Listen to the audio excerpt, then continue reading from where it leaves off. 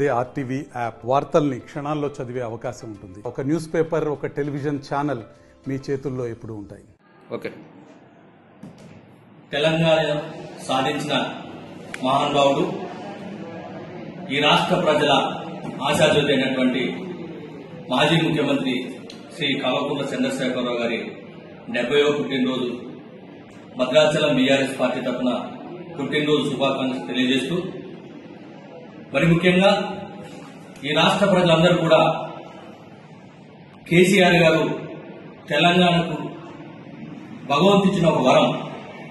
ఎందుకంటే ఇవాళ ఏదైతే రాష్ట్రాన్ని ముఖ్యమంత్రిగా ఉన్న రేవంత్ రెడ్డి సీటు ఇవాళ కేసీఆర్ గారి పెట్టిన భిక్ష. ఎందుకంటే కేసీఆర్ గారు లేకపోతే తెలంగాణ లేదు, తెలంగాణ రాష్ట్రమే ఏర్పాటు కాకపోయేది. సుదీర్ఘ కాలము 14 సంవత్సరాలు ఉద్యమం చేసి ఈ రాష్ట్రాన్ని సాధించి పెట్టినటువంటి మహానుభావుడు, గొప్ప వ్యక్తి కల్వకుంట్ల చంద్రశేఖరరావు గారు.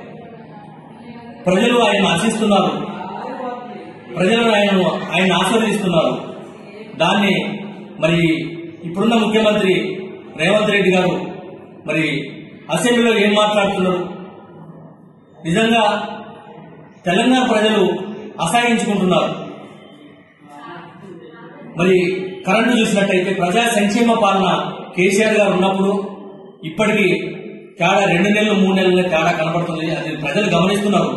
కాబట్టి ముఖ్యమంత్రి గారు దయచేసి మీ పదాలు ఏదైతే ఉన్నాయో అసెంబ్లీలో ప్రజలు హర్షించే విధంగా మీరు మాట్లాడాలి తప్ప ఒక రాష్ట్రాన్ని సాధించి పెట్టిన వ్యక్తి మీద మీరు అట్లాంటి అభాండాలు, మరి అనాదరితమైన మాటలు మాట్లాడటం అనేది మేము ఖండిస్తున్నాం.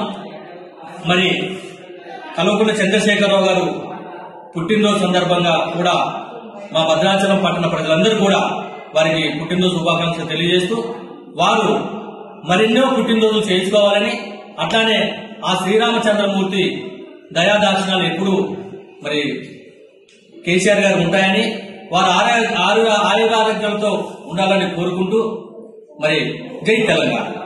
ఈరోజు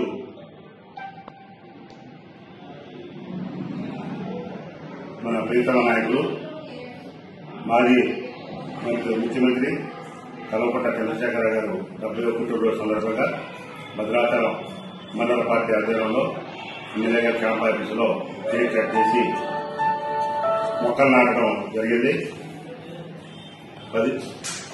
ఎంతో కష్టపడి ఎన్నో బాధలు వచ్చి ప్రాణాలు తెగించి తెచ్చినటువంటి తెలంగాణని ఈరోజు కాంగ్రెస్ పార్టీ వాళ్ళు మాయమాటలు చెప్పి 6 గ్యారెంటీలని చెప్పి అధికారంలోకి వచ్చి అది కూడా 1.8% ఓట్ల తేడాతో అధికారంలోకి వచ్చి ఈ రోజు వాళ్ళు మాట్లాడుతున్న మాటలు, వాళ్ళు చేసింది అభివృద్ధిలో ఇచ్చిన 6 హామీల్లో ఒకటి మాత్రం ఫ్రీ బస్సులు జనాలందరూ పాటు చేసి ఆడవాళ్ళ మొత్తాన్ని కూడా బస్సుల్లో తిప్పి ఇళ్లలో పనిచేయకుండా పెట్టారు.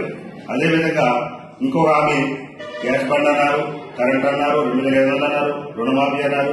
ఇవన్నీ పక్కన పెడితే ఈ రోజు వాళ్ళు మాట్లాడే మాటలు, కష్టపడి తెచ్చినటువంటి తెలంగాణని ఎంతో అభివృద్ధి చేసినటువంటి కేసీఆర్ గారిని నోటుకొచ్చినట్టుగా మాట్లాడుతూ ఉన్నారు.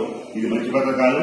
ఏదైనా సభ్యతగా సమాజం హర్షించే విధంగా మాట్లాడాలి తప్ప ఈ రకంగా మాట్లాడకూడదని చెప్పేసి మేము బీఆర్ఎస్ పార్టీగా, మండల కమిటీగా తీవ్రంగా ఖండిస్తా ఉన్నాం. అసెంబ్లీలో మాట్లాడేటప్పుడు ఎవరు మాట్లాడినా ఎవరు ప్రజంగా మాట్లాడాలా, ప్రజలందరూ చూస్తారు.